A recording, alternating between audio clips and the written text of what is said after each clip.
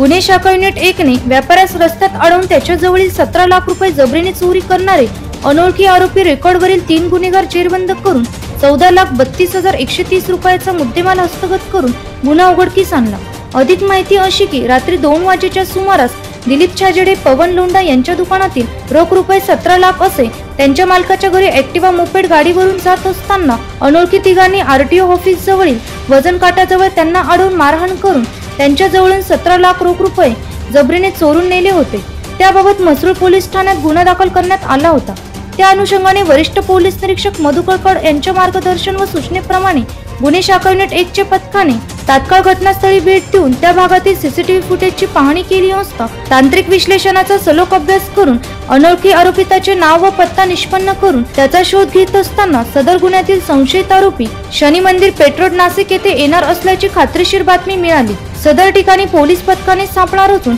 संशयित संदेश पगारे उर्फ काळ्या यास त्याच्या ताब्यातील मोटारसायकलसह ताब्यात घेऊन विचारपूस करता त्याने सदरचा गुन्हा त्याचे साथीदार सागर पगारे, वैभव गांगुर्डे, अतुल सय्यद अशांनी मिळून केला असल्याची कबुली दिली। यातील बाकीचे संशयित आरोपी फुले नगर जवळ पेट्रोल येथे येणार असल्याची खात्रीशीर बातमी मिळाल्याने पथकाने सापळा लावून अतुल सय्यद, असलम सय्यद यांना ताब्यात घेतले असता सदर आरोपिताकडून एकूण रोख रक्कम 13,94,830 रुपये, 35,000 रुपये किमतीच्या 2 मोटारसायकल, मोबाईल असा एकूण 14,32,130 रुपये किमतीचा मुद्देमाल हस्तगत करण्यात आला आहे। सदरची कामगिरी पोलीस आयुक्त संदीप कर्णिक, पोलीस उपायुक्त प्रशांत बच्चाव, सहाय्यक पोलीस आयुक्त डॉक्टर सीताराम कोल्हे यांच्या मार्गदर्शनाखाली गुन्हे शाखा युनिट 1 चे वरिष्ठ पोलीस निरीक्षक मधुकर, सहाय्यक पोलीस निरीक्षक हेमंत तोडकर, पोलीस उपनिरीक्षक गजानन इंगळे, श्रेणी पोलीस उपनिरीक्षक रवींद्र बागुल, सहाय्यक पोलीस उपनिरीक्षक वसंत पाडव, सुरेश माळोदे, सुगन साबरे, पोलीस हवालदार शरद सोनोने, देविदास ठाकरे, योगीराज गायकवाड, रमेश कोळी, प्रदीप मस्के, धनंजय शिंदे, महेश साळुंके,